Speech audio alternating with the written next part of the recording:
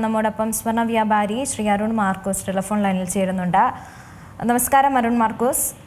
ഇപ്പോഴിതാ സ്വർണ്ണവില ചെറിയ രീതിയിൽ ഇടിഞ്ഞിരിക്കുന്നു എന്ന് പറയാം. അതൊരു വലിയൊരു ആശ്വാസം തന്നെയാണ്. കാരണം ഒന്നിച്ചൊക്കെ സ്വർണം വാങ്ങാൻ കാത്തിരുന്നവർക്കൊരു ആശ്വാസം എന്ന് പറയാം. പവന് 6000-ഓളം രൂപയുടെ വ്യത്യാസം, അത് ഇന്നിപ്പോൾ ഉച്ചയ്ക്ക് ശേഷം കൂടി ആയപ്പോഴേക്കും 6280 രൂപയുടെ ഒരു വ്യത്യാസം പവൻ വിലയിൽ കാണുന്നുണ്ട്. അതിപ്പോൾ വാങ്ങാനിരിക്കുന്നവർക്ക് വലിയൊരു ആശ്വാസം തന്നെയാണ്. ഇപ്പോൾ നമുക്കറിയാം വിവാഹ സീസണൊക്കെ അടുത്തിരിക്കുന്ന ഒരു സമയം കൂടിയാണ്. അപ്പോൾ ഈ സമയത്തൊക്കെ സ്വർണം വാങ്ങാൻ കാത്തിരുന്നവർക്ക് എന്നാലും സംശയമാണ്, ഇന്ന് വാങ്ങണോ അതോ നാളെ വാങ്ങണോ എന്നൊക്കെയുള്ളത്. ജ്വല്ലറികളിലേക്ക് ആളുകൾ എത്തുന്നുണ്ടോ?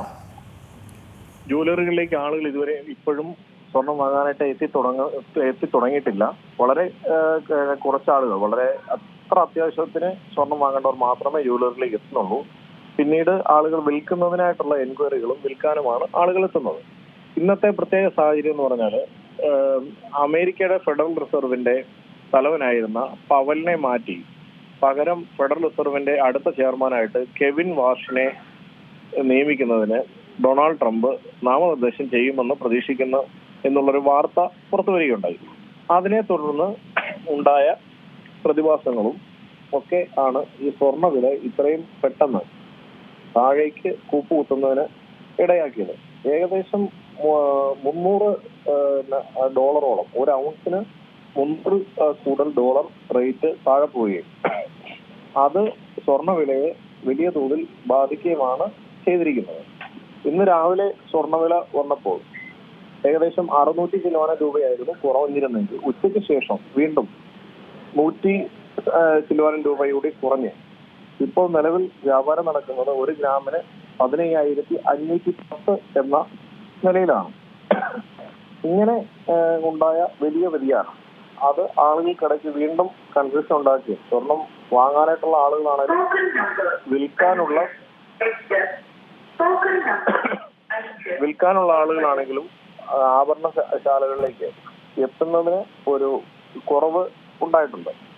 655 രൂപയായിരുന്നു രാവിലെ 1 ഗ്രാമിന് കുറഞ്ഞത്. അതിനുശേഷം ആണ് ഇപ്പോൾ വീണ്ടും ഈ കമാനകരമായ ഈ ഒരു താഴേക്കുള്ള ഒരു പതിക്കൽ 130 രൂപയും കൂടെ വീണ്ടും കുറഞ്ഞാണ് ഈ നള്ളിലെത്തിരിക്കുന്നത്. ഇപ്പൊ സ്വർണ്ണത്തിന് ഒരു പവന് 1,24,080 രൂപയാണ് സ്വർണ്ണവില മാത്രം. അപ്പൊ ഇതൊക്കെ നോക്കുമ്പോൾ ആളുകൾ വലിയ ഒരു വിൽക്കാനുള്ള ആളുകളും വാങ്ങാനുള്ള ആളുകളും ഒക്കെ ഒരു മടിച്ചു നിൽക്കുന്ന ഒരു തരത്തിലാണ്. പക്ഷെ ഇപ്പോഴത്തെ ഒരു ട്രെൻഡ് കുറച്ചും കൂടി താഴേക്ക് വില പോകും എന്നുള്ള തരത്തിലാണ് സൂചനകൾ വരുന്നത്. അതുകൊണ്ട് സ്വർണം വിൽക്കാനുള്ള ആളുകൾ എത്രയും പെട്ടെന്ന് തന്നെ സ്വർണം വിൽക്കുന്നതാണ് അവർക്ക് നല്ലത്. സ്വർണം വാങ്ങാനുള്ള ആളുകൾ കുറച്ചും കൂടി വെയിറ്റ് ചെയ്യുന്നതായിരിക്കും നല്ലതെന്നാണ് മനസ്സിലാക്കുന്നത്.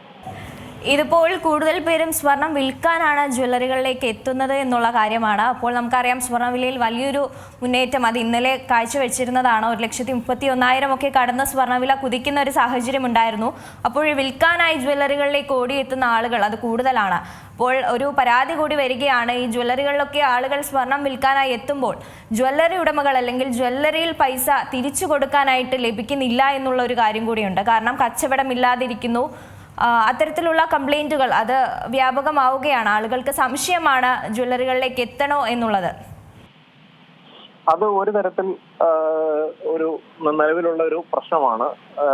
പണം, അതായത് ആളുകൾക്ക് സ്വർണം വിൽക്കുമ്പോൾ പകരം നൽകാനായിട്ട് പണം ഇല്ലാതെ അല്ലെ പണം കുറവുള്ള ഒരവസ്ഥ നിലവിൽ നിഴലിക്കുന്നുണ്ട്. അതിന്റെ ഒരു പ്രധാന കാരണം ഡിമാൻഡും സപ്ലൈയും ഒരുപോലെ വന്നെങ്കിൽ മാത്രമേ ബിസിനസ് പ്രോപ്പറായിട്ട് നടക്കുകയുള്ളൂ.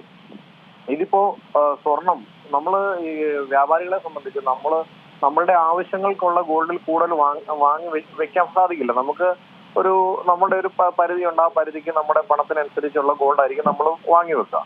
അതിൽ കൂടുതലായിട്ട് ആളുകൾ വിൽക്കാൻ വേണ്ടി വരുമ്പോൾ നമ്മൾ ഔട്ട്സോഴ്സ് ചെയ്യേണ്ടി വരും. പുറമേ നിന്ന് പണം നമ്മൾ കണ്ടെത്തേണ്ടതായിട്ടുണ്ടാവും. നമ്മൾ കൂടുതൽ ഇങ്ങനെ വില കുറയുന്ന ഒരു ട്രെൻഡ് കാണിക്കുമ്പോൾ നമ്മൾ എപ്പോഴും കൂടുതൽ അധികം സ്വർണം കയ്യിൽ സൂക്ഷിക്കാതെ എത്രയും പെട്ടെന്ന് വിറ്റ് ഒഴിവാക്കി നിൽക്കാനാണ് ഒരു വ്യാപാരി എന്ന നിലയിൽ ഞങ്ങൾ വിചാരിക്കുന്നത്. പക്ഷെ ആ ചിന്തയിൽ നമ്മളത് കൊടുക്കാനായിട്ട് നോക്കുമ്പോൾ നമ്മളുടെ നിന്ന് പർച്ചേസ് ചെയ്യുന്ന വൻകിടക്കാരായിട്ടുള്ള ആളുകൾ അവർക്ക് ഇതേപോലെ തന്നെയുള്ള പ്രശ്നങ്ങൾ ഉണ്ടായിട്ട് അവരുടെ പണമില്ലാത്തൊരവസ്ഥയുണ്ട്. പണമില്ലാത്ത അവസ്ഥ മാത്രമല്ല, കൂടുതൽ വില താഴേക്ക് പോയാൽ ഇത് അവരുടെ കയ്യിൽ അത് ഇരുന്നു പോകാനുള്ളൊരു സാധ്യതയുണ്ട്. അങ്ങനെ ഉള്ള പ്രശ്നങ്ങൾ കാരണം ഇപ്പോ പർച്ചേസിങ്ങും വേണ്ടിയിട്ട് ആളുകൾ അല്ലെങ്കിൽ സെയിൽ ചെയ്യാനായിട്ട് ആളുകൾ ചെല്ലുമ്പോൾ വ്യാപാരികൾക്ക് പ്രോപ്പർ വിലയ്ക്ക് പർച്ചേസ് ചെയ്യാൻ സാധിക്കുന്നില്ല, പണമായിട്ട് നൽകാൻ സാധിക്കുന്നില്ല. ക്യാഷ് അക്കൗണ്ടിൽ RTS വഴിയാണ് കൂടുതലുള്ള എമൗണ്ടുകൾ ചെയ്യുന്നത്. RTS എമൗണ്ട് ഇപ്പോൾ പ്രോപ്പറായിട്ട് ചെയ്യാൻ സാധിക്കുന്നില്ല. അതിന്റെ ഒരു പ്രശ്നം ഇപ്പോൾ സ്വർണ്ണ വ്യാപാര മേഖല ബാധിച്ചിട്ടുണ്ട്. സ്വർണ്ണ വിൽപ്പനയും നടക്കുന്നില്ല. വാങ്ങണമെങ്കിൽ അതിനും പണം ഒരു പ്രശ്നമായി വരുന്ന ഒരു സാഹചര്യത്തിലൂടെയാണ് കടന്നു പോകുന്നത്. അതൊരു വലിയ പ്രതിസന്ധി തന്നെയാണ്. ആ പ്രതിസന്ധി എങ്ങനെ അതിജീവിക്കുന്ന സ്വർണ്ണ വ്യാപാരികൾ വളരെ ടെൻഷനിലാണ് കാര്യങ്ങൾ ചിന്തിച്ച് മുന്നോട്ട് പോകുന്നത്. അരുൺ മാർക്കോസ്, ഒരു കാര്യം കൂടി ചോദിക്കുകയാണ്. നമുക്കറിയാം, ഈ ഒരു സ്വർണ്ണവില ഇത്തരത്തിൽ കൂടുന്നതിനൊക്കെ മുമ്പ് ഈ അഡ്വാൻസ് ബുക്കിംഗ് എന്ന് പറയുന്ന സംവിധാനങ്ങൾ എല്ലാ ജ്വല്ലറികളും നൽകിയിരുന്ന സമയമുണ്ടായിരുന്നു.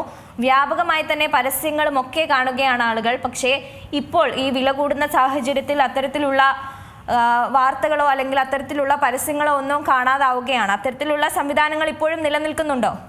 അത്തരത്തിലുള്ള വളരെ ചുരുക്കമായിട്ട് മാത്രമേ നിലനിൽക്കുന്നുള്ളൂ. കാരണം അതിന് വ്യാപാരികളെ കുറ്റം പറഞ്ഞിട്ട് കാര്യമില്ല. അങ്ങനെ ഓരോ ദിവസവും ഈ അടിക്കടി വലിയ തോതിൽ സ്വർണ്ണവില വർദ്ധിക്കുമ്പോൾ സ്റ്റഡിയായിട്ട് സ്വർണ്ണവില നിൽക്കുന്ന ഒരു സാഹചര്യം, അല്ലെങ്കിൽ ചെറിയ തോതിലുള്ള ചേഞ്ച് വരുന്ന സാഹചര്യത്തിൽ സ്വർണ്ണ വ്യാപാരികളെ സംബന്ധിച്ച് അതൊരു പ്രശ്നമല്ല. അവർക്ക് അഡ്വാൻസ് ബുക്കിംഗ് സ്വീകരിക്കുന്നതിന് ഒരു പ്രശ്നമല്ല. പക്ഷേ ഇങ്ങനെ ദിവസവും 1000-ഓ 500-ഓ ഒക്കെ വെച്ച് ഒരു ഗ്രാമിന് വില കൂടുമ്പോൾ ആ സാഹചര്യത്തെ അതിജീവിക്കാൻ ഒരു സ്വർണ്ണ വ്യാപാരിക്കും സാധിക്കില്ല. കാരണം 3 മാസം 4 മാസം 6 മാസം വരെയുള്ള ബുക്കിങ്ങുകളൊക്കെ സ്വീകരിക്കുന്നുണ്ടായിരുന്നു. അങ്ങനെയുള്ള സ്വീകരിച്ചുകൊണ്ടിരുന്ന സമയത്ത് ഈ ഒരു അവസ്ഥയിലൂടെ കടന്നു പോകുമ്പോൾ അങ്ങനെ സ്വീകരിച്ചാൽ കട പൂട്ടിപ്പോകേണ്ട അവസ്ഥയിലേക്ക് ചെന്നെത്തും. ഒരുപാട് അഡ്വാൻസ് ബുക്കിങ്ങുകൾ വന്നു കഴിഞ്ഞാൽ അവർക്ക് ആ സമയത്ത് എങ്ങനെ ഏത് വില നിലവാരത്തിലായിരിക്കും എന്ന് നമുക്ക് ഊഹിക്കാൻ പോലും പറ്റില്ല.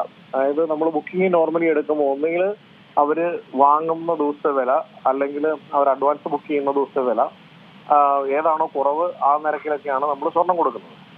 അപ്പൊ അതിനകത്ത് ഉണ്ടാകുന്ന പ്രശ്നം എപ്പോഴും നഷ്ടം ഉണ്ടാകുന്ന എപ്പോഴും വ്യാപാരിക്ക് മാത്രമായിരിക്കും. കസ്റ്റമറെ സംബന്ധിച്ച് അതൊരു നഷ്ടം ഉണ്ടാകുന്നുമില്ല. അതുകൊണ്ടാണ് ആ ഒരു നഷ്ടം വലിയ ഭീമമായ നഷ്ടമായിട്ട് പരിണമിക്കുന്നതുകൊണ്ടാണ് ഇപ്പോൾ ജ്വല്ലറികൾ അഡ്വാൻസ് ബുക്കിങ്ങിനെ സംബന്ധിച്ച് വലിയ പരസ്യങ്ങളൊന്നും നൽകാതിരിക്കുന്നത്. ശരി, വളരെ വ്യക്തമാണ്. വളരെയധികം നന്ദി ശ്രീ അരുൺ മാർക്കോസ് ഈ ഒരു അവസരത്തിൽ പ്രതികരിച്ചതിന്. ഏറ്റവും പുതിയ വാർത്തകളും വിശേഷങ്ങളും വിരൽ തുമ്പിലറിയാൻ സീ മലയാളം ന്യൂസ് എല്ലാ ഡിജിറ്റൽ പ്ലാറ്റ്ഫോമുകളിലും ലഭ്യം.